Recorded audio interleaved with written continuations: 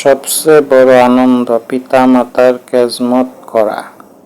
যাহার পিতামাতা আছে খেজমত করবেন, যাহার পিতামাতা মারা গিয়েছে আপনিও খেজমত করবেন। ওইটার দলিল কি? দয়াল নবীজি, মায়ান নবীজি বলতেছে যে পিতামাতাকে খুশি করলো, খেজমত করলো, সে আমাকে আল্লাহকে খুশি করলো।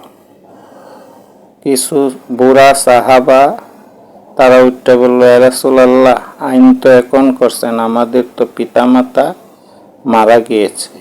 আমার দয়ার নবীজি বললেন, পিতামাতা যার হারিয়ে গিয়েছে, মারা গিয়েছে, তারা খেজমত এভাবে করবা, আমল করে পিতামাতার জন্য আল্লাহর কাছে চাওয়া পাওয়া করবা।